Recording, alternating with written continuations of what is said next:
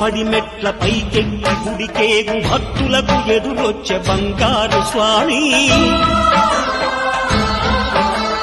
ఇరుముడులు స్పృశించి శుభమును దీవించి జన బృందముల చేరే జగమేలు స్వామి